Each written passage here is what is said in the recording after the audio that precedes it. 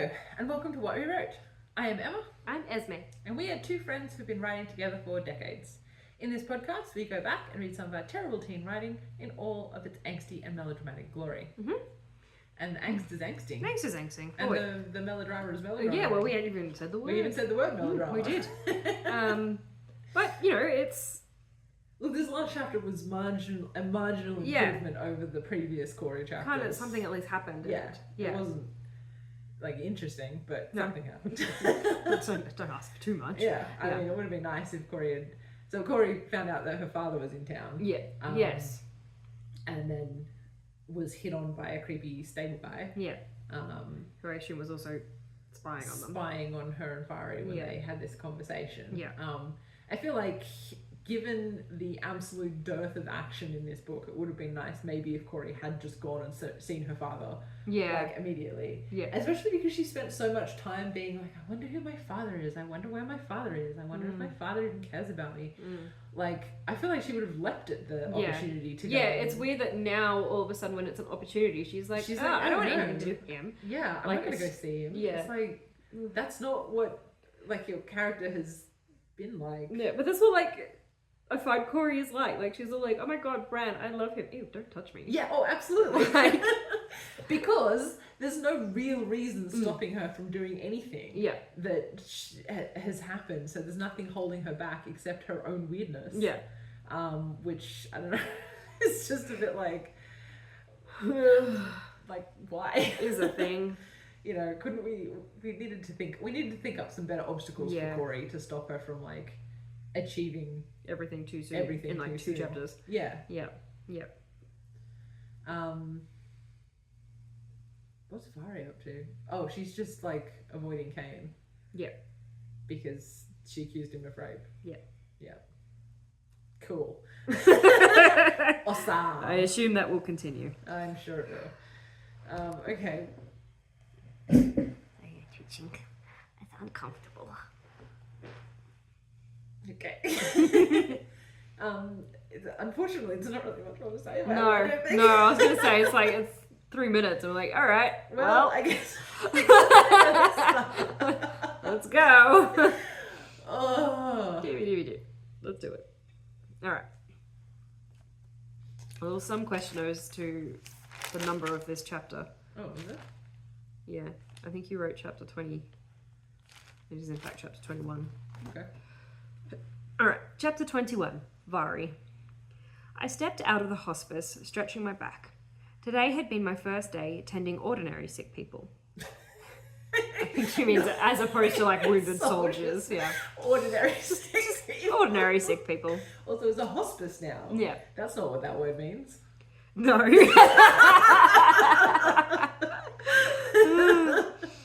I thought it was a practice. Yeah, I know, they're all interchangeable. No. Hospice is a very specific thing. After ordinary sick people are just dying. Yeah. End of care. Maybe that's what Doc had her doing so that she couldn't do anything. Yeah, it's just well, you can't fuck it up. Yeah, exactly. So they're dying anyway. Yeah, you look after the terminal patients. Yes. After a while, I became used to the horrified looks in my direction, and I learned to ignore the remarks made about my improper appearance. What? Hang on, who's horrified at her? The sick people? I think so. Why are they horrified at her? Because she's a street rat, I guess. I don't know, she's wearing clothes, right? Yeah, but she's not, in dresses. She's wearing tunic. I don't really get the impression that women are expected to wear dresses in this city. Corey never does. I don't know.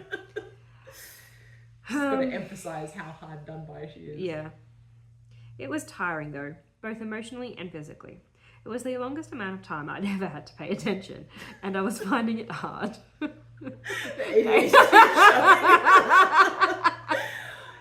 fact that you were diagnosed as a child is a fucking reality.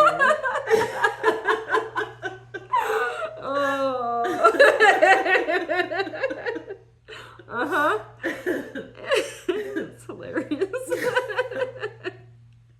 She aced and she ADHD and it's all on the fucking page. It's always been there. My mood did not improve when I saw the figure sitting on the stair of the small apartment. Apartment? What? Whose apartment? What? Well, I do remember when we first went to the doc's place. It was a narrow house. Yeah.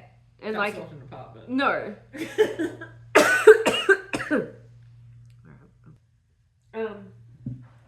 Yeah, it was like they lived downstairs and then like stupidly the hospital was upstairs, which is great when you're a hospital. Yeah. You definitely want that upstairs. Yeah.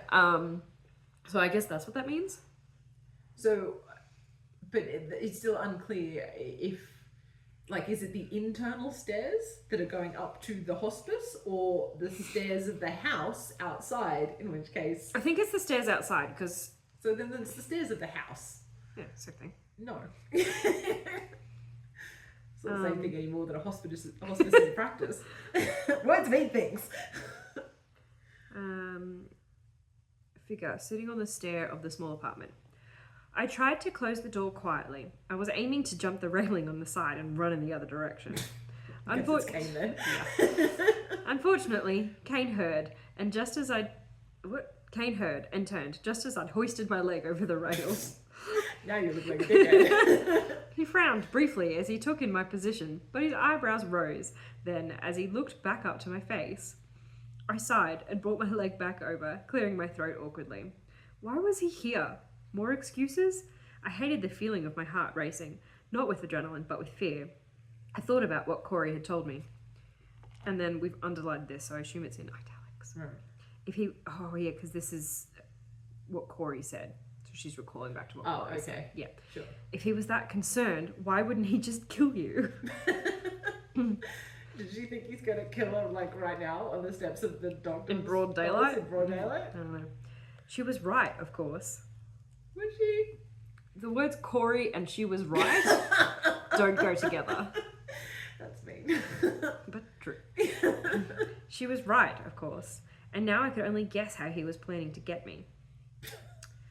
I looked around. I think that she's, like, right in, like, that's not, like, the way that she was right in.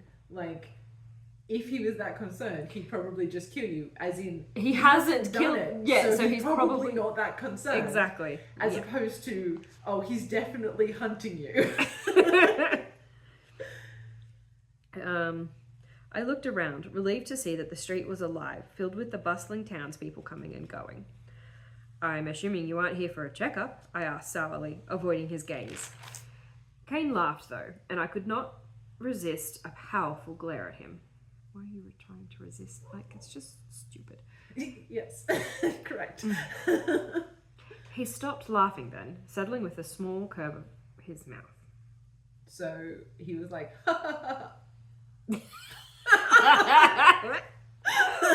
Yes. Cool. Normal thing to do. Yeah. I came to talk to you, he said. I sighed irritably, groaning so he could guess my protests.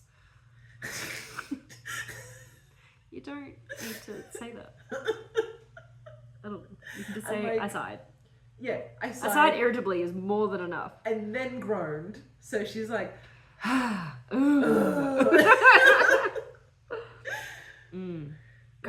Probably got that from the side. Yeah. Go away, I hissed. Go away. I hissed, narrowing my eyes at him as I stepped down past him and walking out onto the street. I hope I grow out of this soon. It's a common issue that we have, I think, because like our sentences drag on so long because we're like saying so many things. That like we often lose our tense. Because there's so many commas and the sentences go so long that it's like, because like, and she was like, I stepped past him and then walking out onto the street. I did this like, and this and this and then I'm walking out on the street. And it's like no, okay. that was like half a sentence ago. Like exactly, and like now your tense has changed and like all over the shop. Yeah, it's just a mess. She's walking out on the street. Much to my annoyance, he fell into stride next to me. That wasn't very ladylike, he scolded with such an air of playfulness that warranted a curious glance upwards at him. He's getting flirty. It was then that his sheer size was brought sharply to my attention. I hardly even reached his shoulder. That's not that tall. No, I hardly reach your shoulder. Yeah, exactly. Like, I'm not just like I was towering. You, of all people, should know I'm not at all ladylike, I retorted stiffly. He laughed again, and I frowned. He's in a very jolly mood today. I know, isn't he? It wasn't forced laughter. Why was he being so... Was nice the word? Following me around like a rather large lost puppy was not my idea of nice. I sighed, deciding to cut to the chase. What is your idea of nice, Vari? I don't even know. That was a whole thing. Like, that was almost like a fourth wall break. Yeah. Almost. Yeah. Which, weird. Didn't we start this book with like... No, that was the other one. Oh, was it? Yeah. Oh, yeah, because with that, you might be wondering how I got here. Yeah. Yeah. Well, that's me. Yeah. What do you want with me, sir? I asked coldly, my gaze unwavering from the street ahead. I could feel his gaze on me then, and my jaw hardened. It was so strange. It was strange then. What? Huh? I could feel his gaze on me then, and my jaw hardened. It was strange then. Her jaw hardened. Tightened? Clenched? Hardened. Her jaw is hopefully already quite hard, being made of bone. And also, like, what does that mean? It was strange then. He You're sighed. A big fan of putting then on the end of sentences where it's not really necessary. No. It was strange then. He sighed. Not exhaustedly, not short-temperedly, but sadly, sorrowful, regretful. Yeah, because you're going around telling people you raped somebody. Yep. No wonder he's sad. I know. Do you really think so low of me? He asked quietly. Like, clearly. Yeah, she's not hiding it. No, she's made her feelings quite clear. Quite clear. My step faltered slightly, my breath catching quietly in my throat. Why? Oh, interesting. Okay. You are lower than a common street rat. Lower than a child who has to steal their breakfast, beg for their lunch, and fight for their dinner, I hissed through their clenched teeth. I think she's trying to insult him, but, like, none of those people are low. They're just unfortunate. Poor. Yeah. They just don't have the same privilege. Which she should know as a homeless person herself. Like, are you saying that a starving child is, like... Worthless?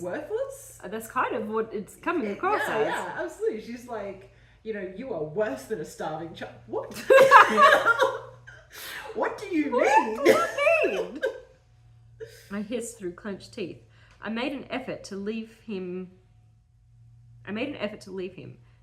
cutting down into the main street, darting in between the crowd.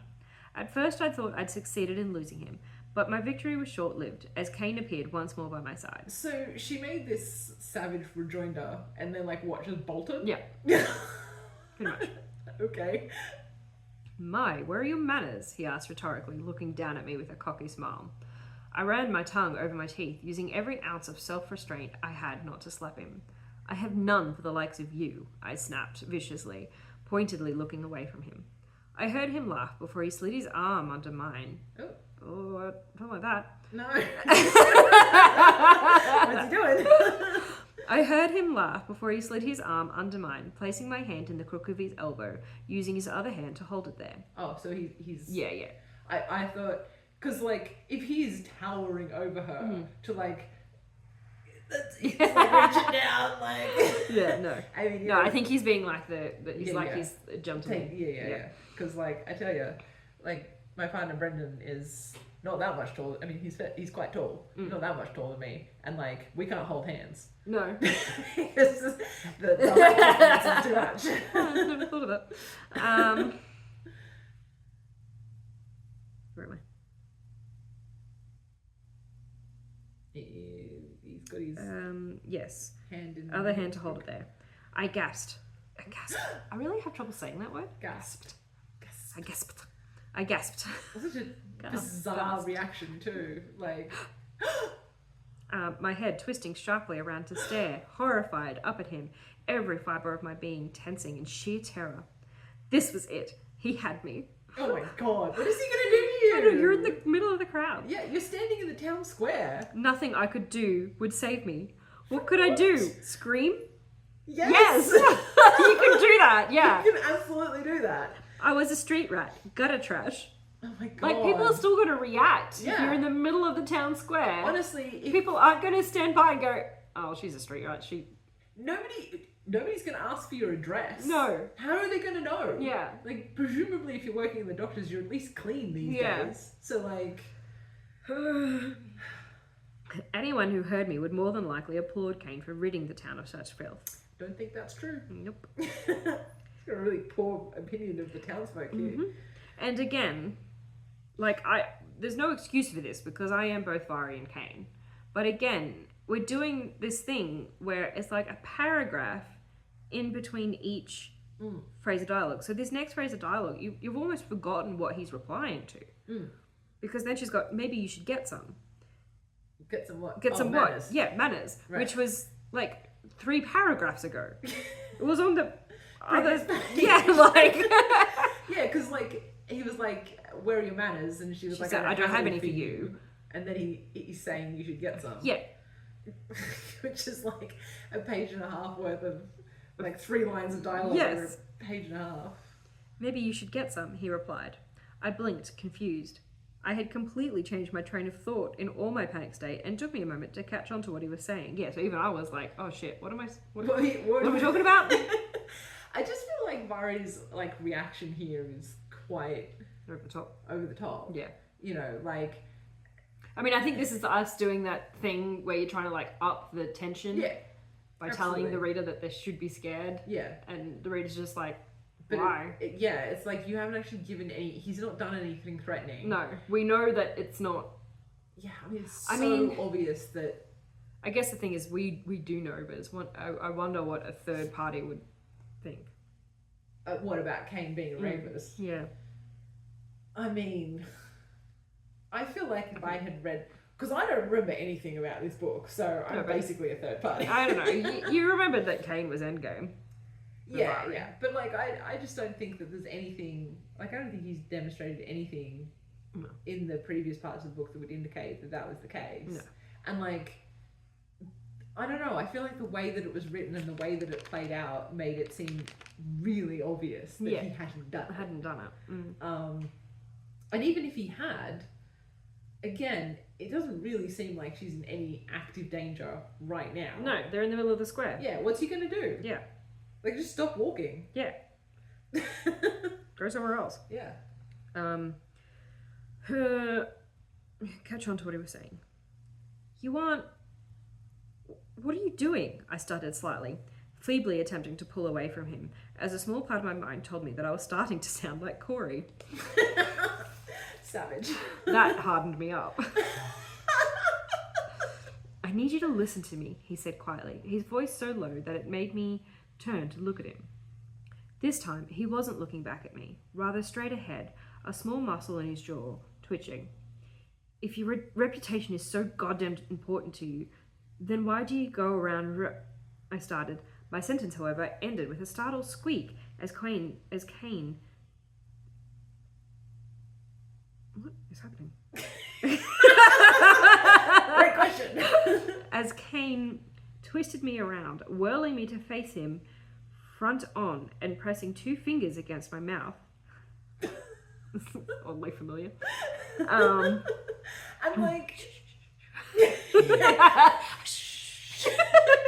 but also so her hand was in the crook of his elbow and he was kind of holding her hand there. So how has he spun her I don't know. Spun her around? I just don't understand. Unless he's kind of grabbed her and brought her round.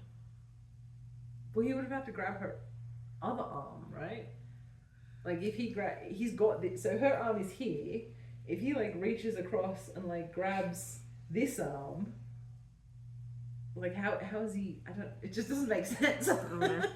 And also if he's like grabbed her and spun her around and then managed to get his fingers on her Yeah, lips, you'd just like, be like...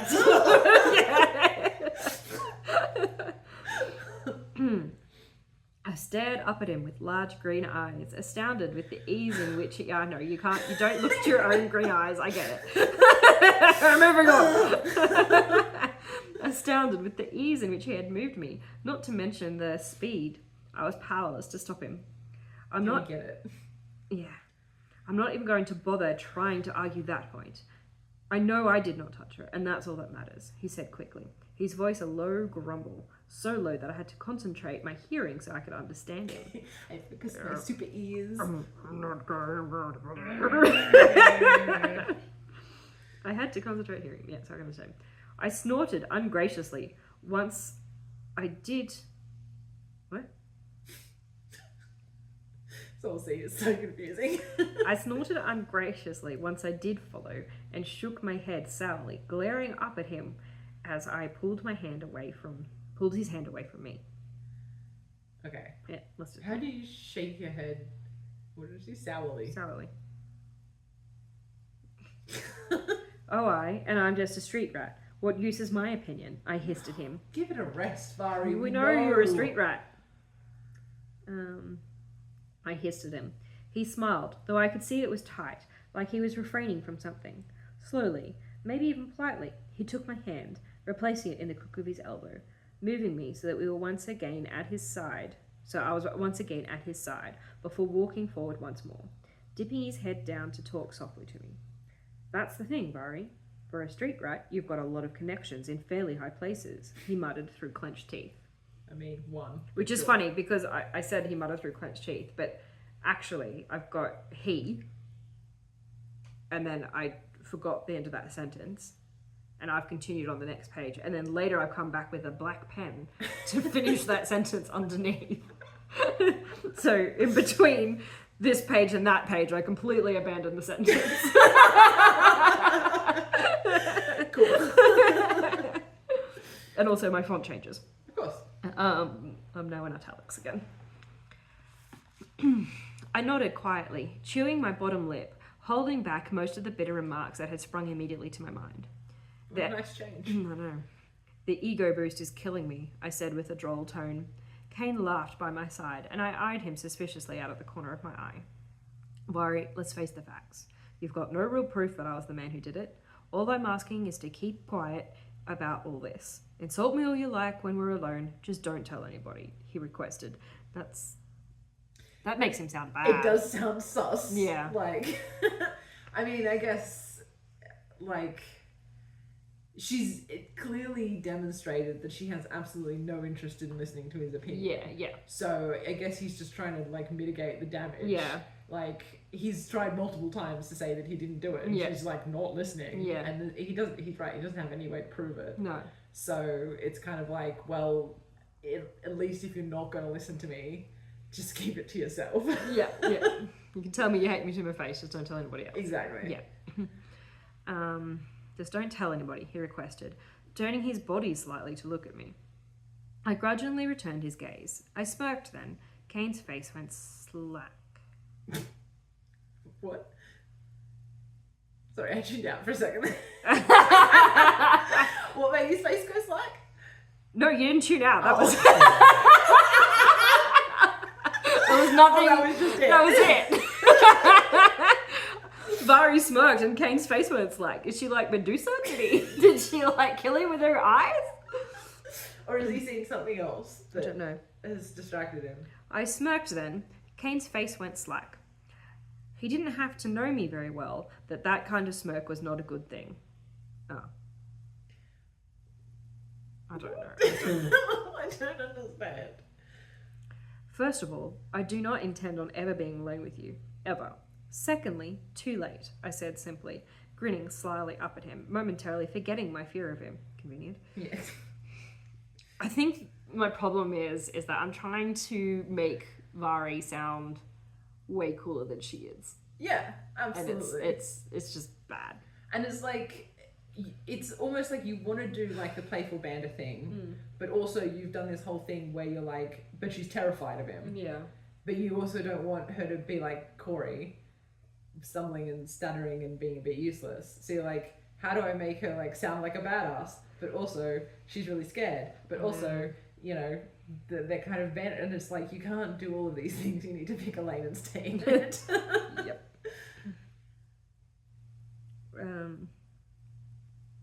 Forgetting my fear of him. Kayne's jaw tensed, and I saw the same muscles twitch. Oh, and I saw the same muscles that twitched before do so again. I don't remember any twitching muscles. Yeah, sure. His jaw muscles twitching. Righto. Who? He asked sharply. Who have you told? The blacksmith, I started, and I saw him relax, so I eagerly went on. And Corianne, I finished. I took immense pleasure in his reaction. I had clearly been hoping for. What? No. Yes. I took immense pleasure in his reaction. The reaction I had clearly been hoping for. Oh. Clearly... Or dearly, maybe? Oh, that makes more sense. Yeah, maybe dearly. Because, like... Yeah. Clearly is something you would say about somebody else. Yes. Not yourself. Yeah, so I think maybe it's either dearly. were or you weren't. I think maybe it's dearly. Are you daft? I've been training with her, he cried, suddenly abandoning the quiet, calm, cool, and collected approach. I raised my brow. And I raised my brow at him and smiled quietly, shrugging before I said, "Oh, don't worry. She hated you long before that." My serious tone of voice visibly staring him. Wonderful, he muttered sharply. I couldn't resist a small smirk and a muffled laugh. It was cut short, however, by the sudden ringing of the town bells. Oh, action! Maybe. Let's not get too excited. In less than a second, the entire citadel was in panic. Kayne... The entire... You know what's happening in the entire citadel, Vari? From this one spot in the middle of the town square? Kayne froze mid-step, in turn preventing me from going anywhere. I peered up at him curiously. Another bell was rung. This one, a much higher pitch. It was rung 3 times in quick succession. Kayne exhaled sharply and swore under his breath. I have to go, he said, turning and frowning down at me.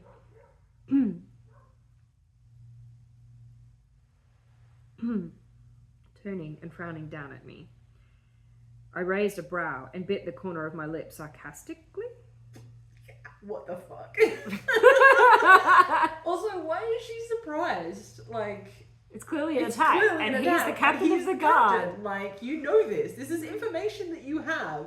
You can't be like, oh, why does he care about the town bell? Well, fucking obviously. God, bro. Oh, wait. Maybe? I don't know. I raised a brow and bit the corner of my lip. That's still weird. Yeah. Sarcastically. Oh, really? I snarled, breathing a silent sigh of relief. He didn't show any signs of moving. So I looked pointedly down at my arm. His hand still clasped firmly over mine.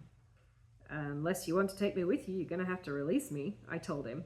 His frown deepened fractionally before he dropped my hand and stepped swiftly away.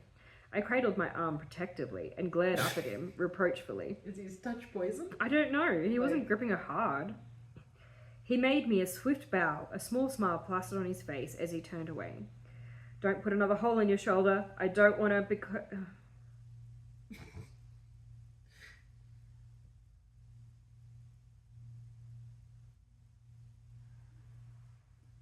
I don't understand. And the more I stare at it, it still doesn't make sense.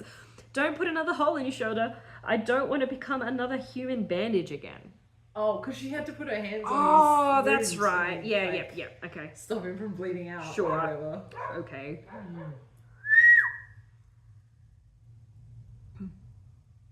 Okay, sure. That makes sense. I shouted after him as he ran swiftly through the crowd.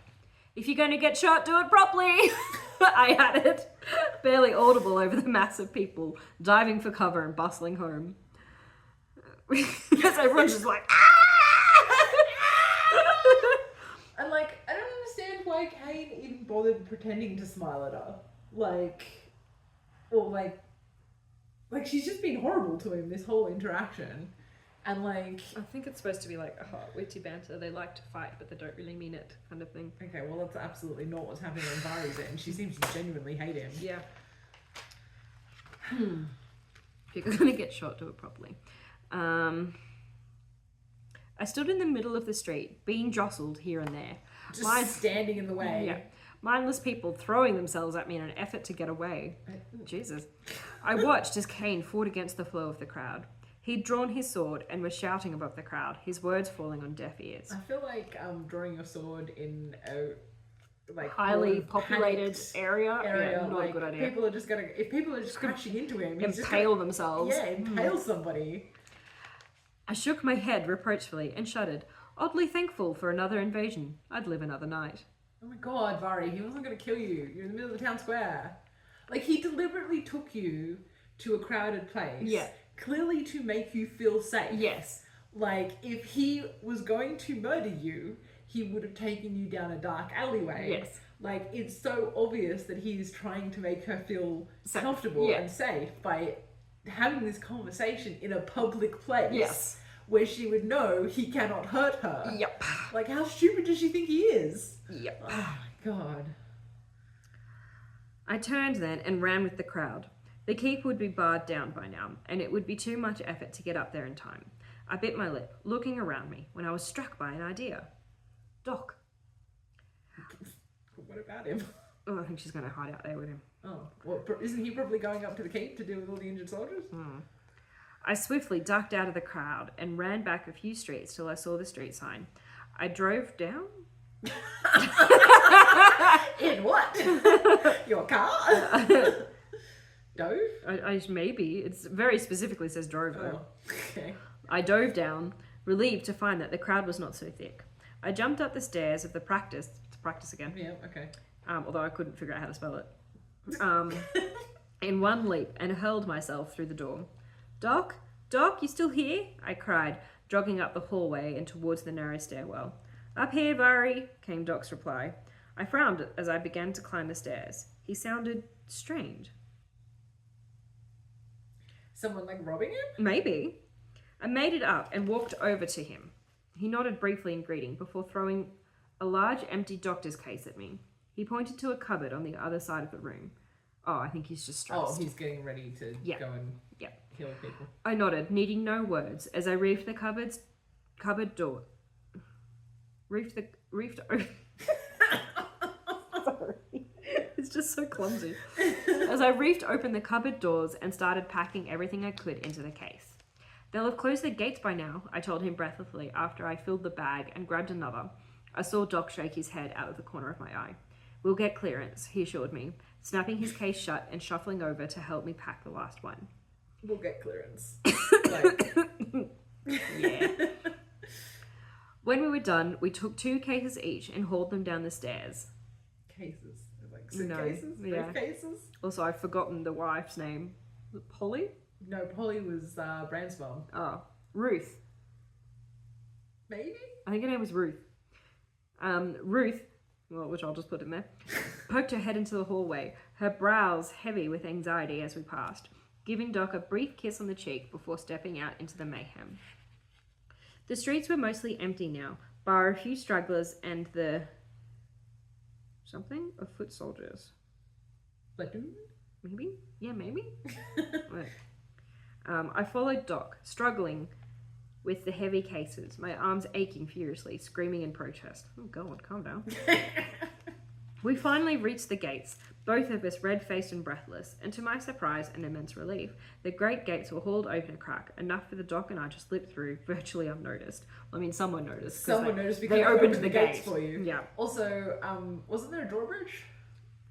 No, that's the outer thing, I think. I think it is. I don't know, how can there be a drawbridge in the Citadel? I don't know, but I feel like that's how we described it initially. No. Yeah.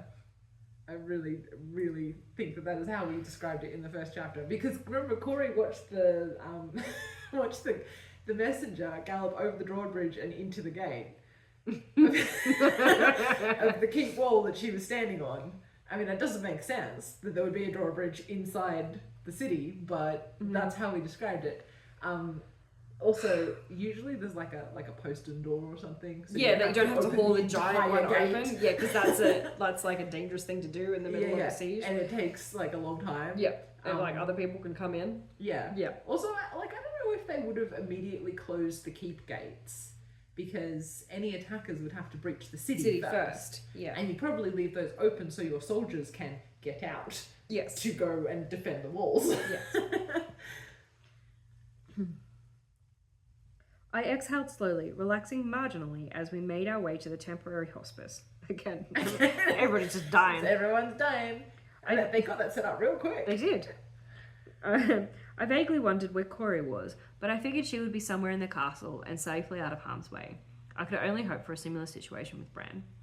We set up in the small bay, carefully arranging the cases so that everything was easily accessible. Doc wandered away briefly, muttering something at me I couldn't hear above the dull roar. Don't know what it was. Not important. Dull roar of what? I don't know. War. Battle sounds. How convenient that once more the battle is happening elsewhere. So that our characters don't have to be involved and we don't have to write it. Yep. So I decided to make myself useful by laying out what we'd undoubtedly need by each bedside, hopefully saving us both time and lives. Okay. Mm-hmm. It took a while for Doc to come back, but when he did, he held an armful of papers. I frowned over as I reached over. I think that's maybe a wrong thing. I think I just frowned. A wrong thing? Yeah. I frowned as I reached over to help him. Registration papers. We get a fee of services for coming. We can fill them out later. Put them in one of the cases. What? Why is this important? We get paid! That explains why he was so desperate to get there. Registration papers. Firstly, I'm sure that's not what they're called. And secondly, could you not do this after you finish saving everybody's life? Like, I suppose no one's there yet. I guess, but still. Things get hectic later. I guess. I still feel like I wouldn't have been like again, surely he would be helping Vari set up the hospital and get all the things that would save time and lives instead of making sure he gets his fucking timesheet. I don't know where I got that from. We get paid for coming. Put them in one of the cases, he told me. I nodded, taking the pile and stowing them into the case with only a brief attempt at... And then I've got the square brackets within which I have said, I lost my train of thought. Cool. So yeah, even I didn't know what I was talking about. I could hear the attack outside raging on, although I couldn't see anything. I guessed that this attack was more planned out. By the sound of the cannons and orders and other such things, I assumed that they'd brought over a larger force. I got the feeling that the last attack was merely experimental, to see what we had up our sleeves. This is very, not expositional, but like... I mean, it is a bit It is a little bit expositional, but there's another word. It's just a bit weird. It's kind of like... How would you know all these things? Yeah, exactly. Yeah. Like, you just said that you can't see anything. And, like, I don't know how you think that you're determining what's happening from listening to the cannons. And, like, have they attacked by sea again? Like... We don't know. Have they landed a force? Like, who knows? Who knows? I don't know.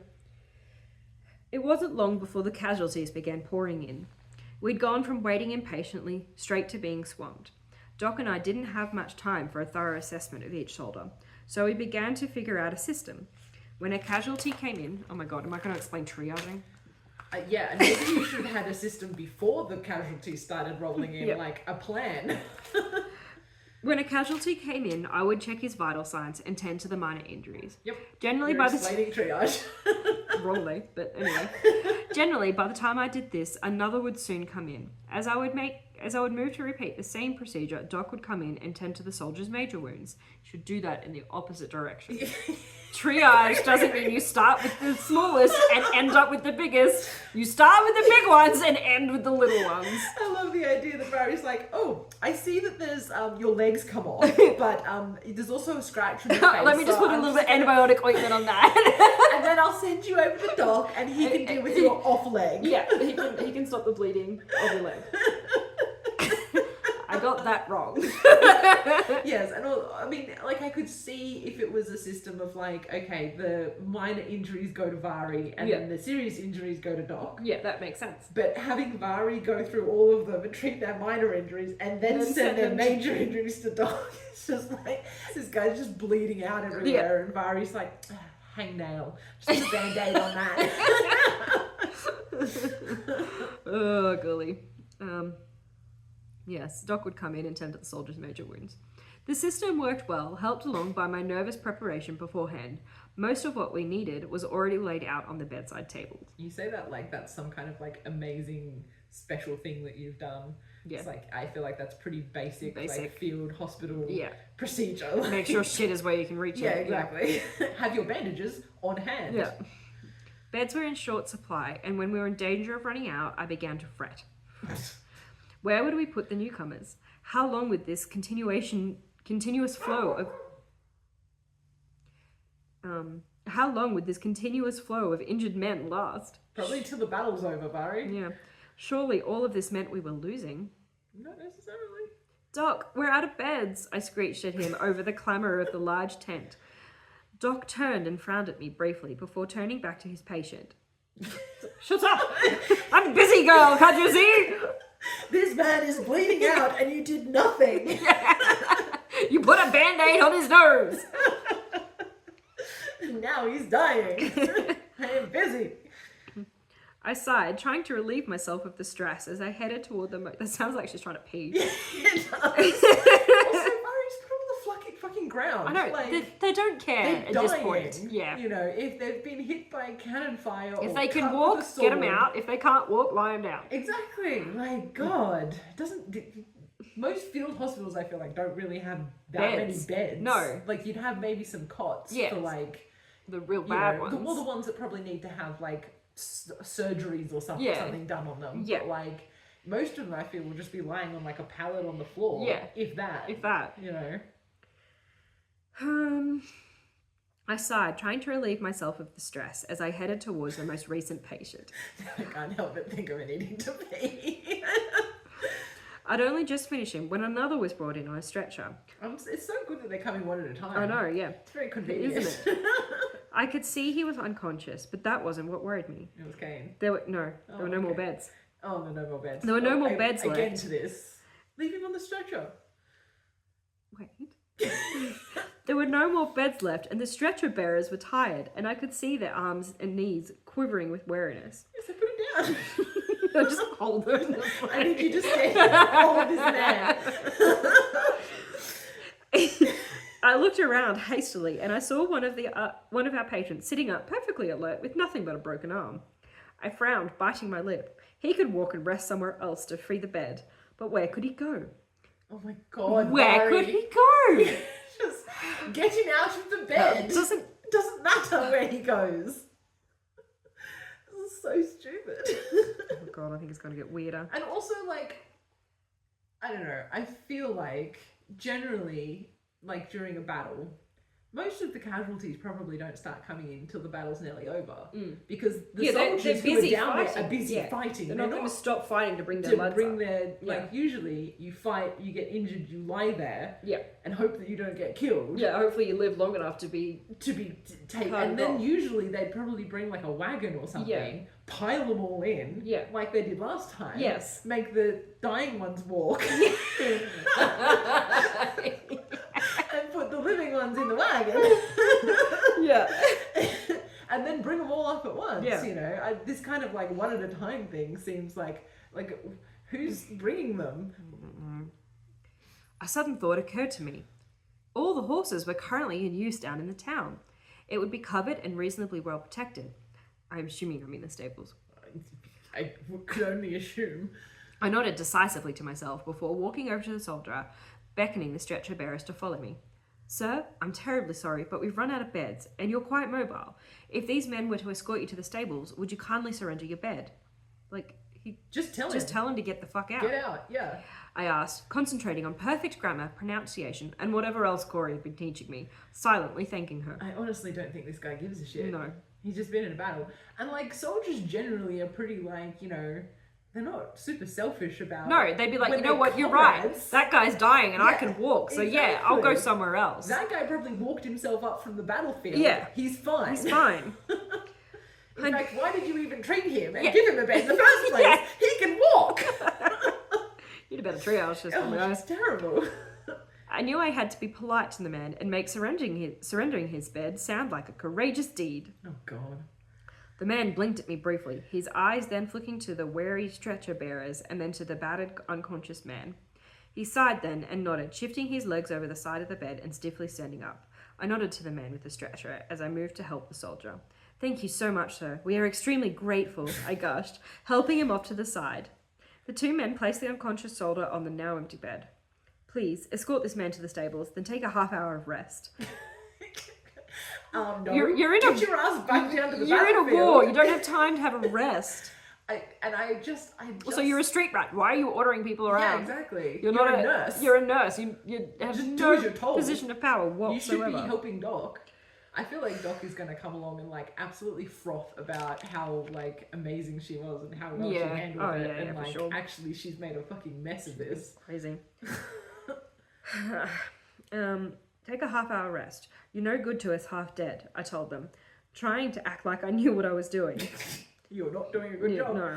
Truth be told, I merely thought the men looked absolutely exhausted, and I felt sorry for them. They only looked to be about 16 years old, so they're not men, they're boys. They're boys. And although well built, their stamina was no match for the other full-grown men. They nodded tiredly as they... I feel like teenagers have a lot of energy. Yeah, but I suppose they're not as strong, so they use it up more. Sure. But, I mean, again, there is an ongoing battle. Like, I'm sorry if you're tired, but... Buckle up. Like, too bad. There are men literally dying. Yeah. They nodded tiredly as they stared at the soldier steered the soldier out of the tent. I jumped when I felt a hand on my shoulder, but I relaxed when Doc leaned in to mutter in my ear. Well handled, Vari. I said so. That's the end of the chapter. Even though the guy with the broken arm shouldn't have been in the bed in the first place. And you triaged back to front. Triage wrong. Yep. Well, there was action. Yeah, at least something's happening again. Yeah. Another fight, another battle. Yep. War is progressing. We can assume. Yep. Having absolutely what no they're fighting idea over. What happened. No idea. We don't who know. It is. Why. What started the war? Don't know. Don't know. It's obviously not a Cold War. No. Despite what Vari told us a couple of chapters ago. Yeah.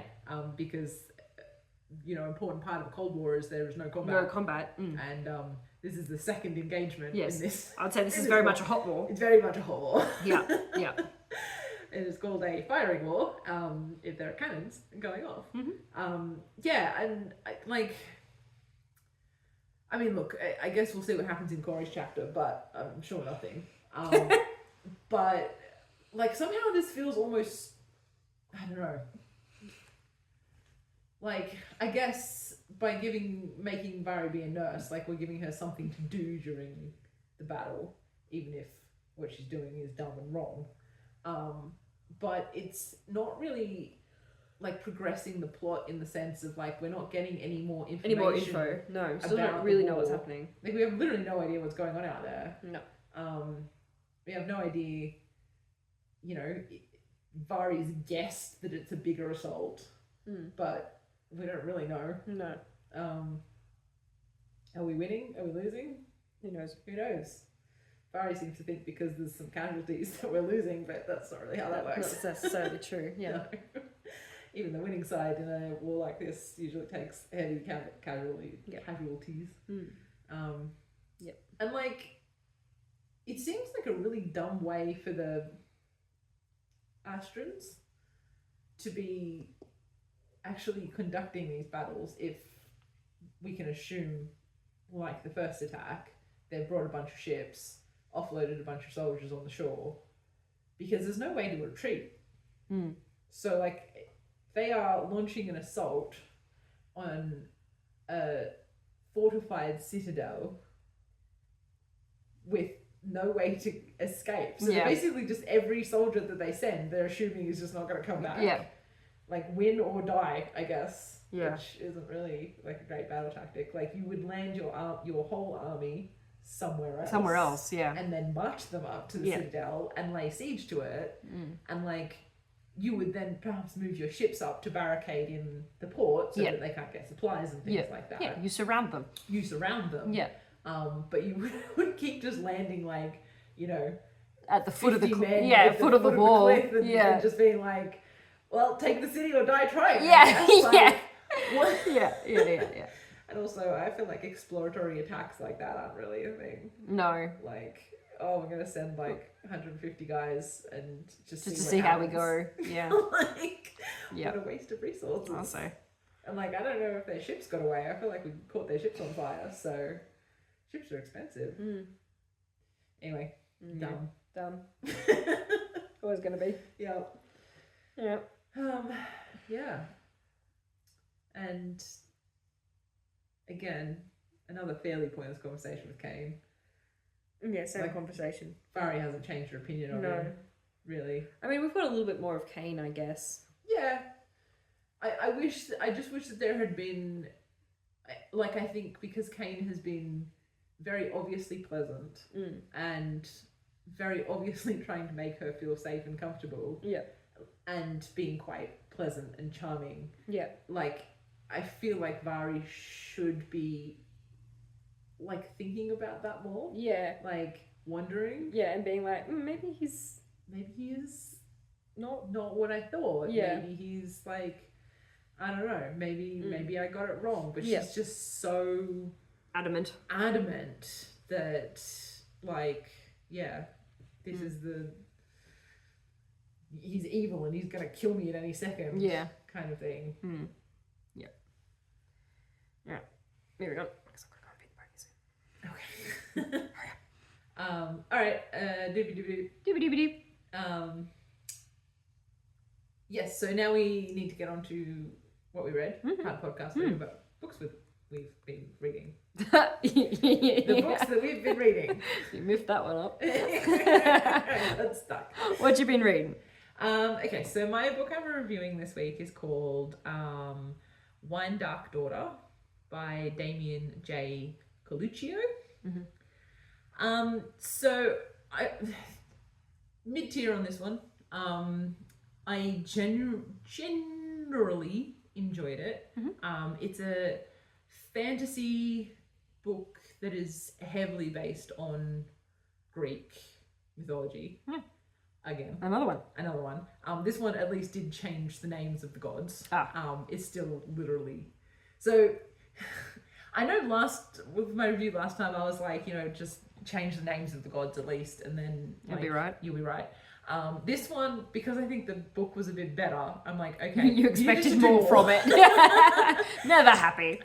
So like, there's a few small improvements I think could have really improved this, and I think like, it was such a close 1-to-1 to the source material, just with different names, that I kind of felt like it needed a little bit more distance just to make it feel like it was it wasn't just a retelling. Yeah.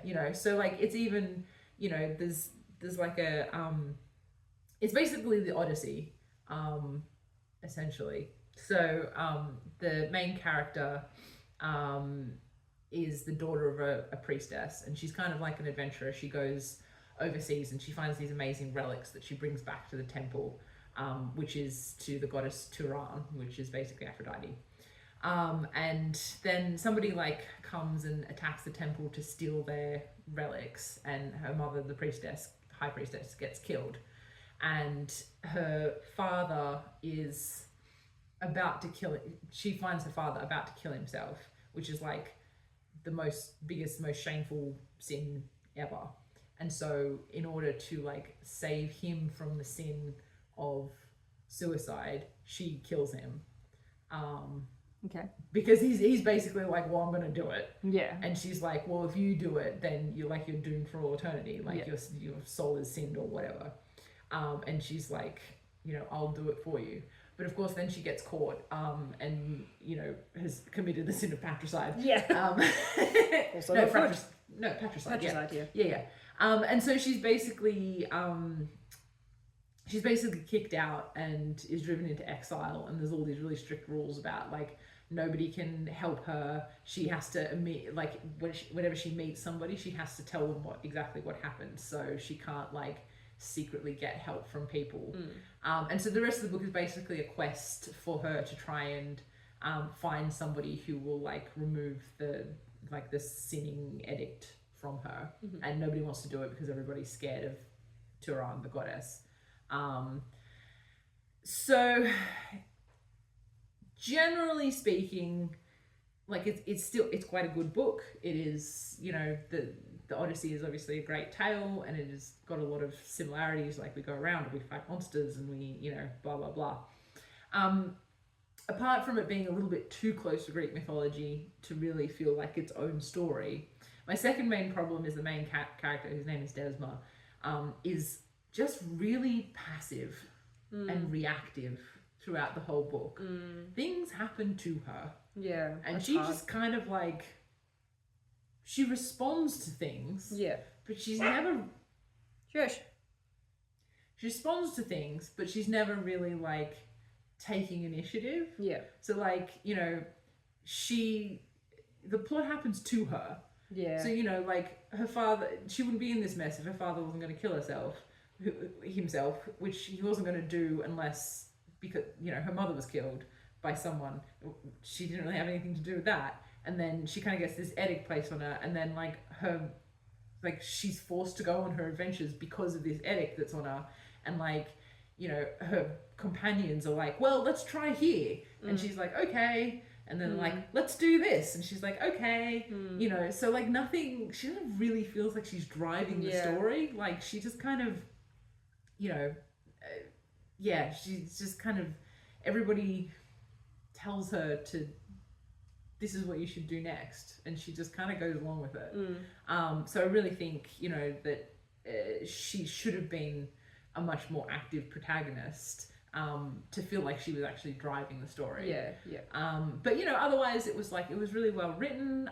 The writing was lovely, and it did give that kind of mythology feel. Like the writing did have that kind of the Odyssey kind of feeling.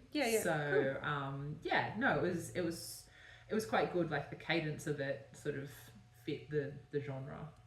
So yeah, it's just a shame that like it didn't have a little bit more distance from its source material, and that Desma was a bit of a lame protagonist, really. So that was Wine Dark Daughter, and I gave it 3 stars, I think. Nice. So, it was fine. Cool. What about you? So yeah, I read it. It's just a little book, like you can read it in like an hour. It's like a coffee table book, which and it's called You Don't Have to Have a Dream by Tim Minchin. And it's basically just, I know, me too, which is so good. Yeah. So it's basically just a collection of his speeches that he's done over the years at like universities and stuff. Like, you know, he's come in to be a special guest speaker and stuff. So I think there's like 3 or 4 of them. I don't know. But yeah, basically I love Tim Minchin. Tim Minchin he's so smart and intelligent and funny. I really do feel like because, you know, I sort of used to watch him from quite a young age. He really taught me a lot about what it means to be, you know, open-minded and challenging other people's opinions, but also your own opinions, and, you know, not just being stuck in the way of things, because that's how it's always been. And so, like, I just love the way he thinks and how he shares that. And so a lot of these speeches that he made, like, you know, I've seen a lot of motivational speakers, particularly through like the business course we do. Like, a lot of that is about sort of motivational speaking and stuff. And honestly, there's a lot of them that just stress the shit out of me, because it's really based on, you know, you only have like so many years and then you're dead, and and like you're gonna die soon. And I don't find that at all inspiring. I find that really stressful. It doesn't motivate me to get out and do much, because I'm just like, well, I'm gonna die anyway. So, you know, like I don't like that sort of tone. Whereas Tim Minchin is really just like, his whole shtick is like, just slow down and enjoy it. Like, your life means nothing, and that doesn't necessarily mean it's not worthless. It's just you can just do what you want with it. Like, it doesn't have to be extraordinary. You don't have to be doing something at every minute of every day. Like, just enjoy what you have, because the fact that you're here is like a miracle in its own right. Like, you know, the chances of you being here are small. So yeah, I just really quite liked it. Cool. It's just really quite wholesome. And quick read. So yeah, I highly recommend. Or I think there a lot of them are on YouTube. So it's even better, because then you get to see him, like the way he delivers it, sells it. So basically Tim Minchin is great. Love Tim Minchin. He's excellent. And that was me. Okay, cool. So yeah, that's the episode. Yep. So you can catch us on the social medias. So Facebook, Instagram, YouTube, Tumblr, TikTok. Yep. We are at What We Wrote Podcast. Same handle on all of them. Keep it nice and easy. You can also email us whatwewrotepod@gmail.com. Yep. And yeah, reach out. We'd love to hear from you. What are you reading? What are you thinking of the story so far? What do you think about triaging and how that works? We wish we got to see that battle. Yeah. I mean, the way we would have written it, Probably probably not. It's probably better off left to your own imagination. You would have done a better job than what we would have. Yeah. Yeah. Cool. That's it. Yep. All right. That's it from us. We'll see you next time. Bye. Bye.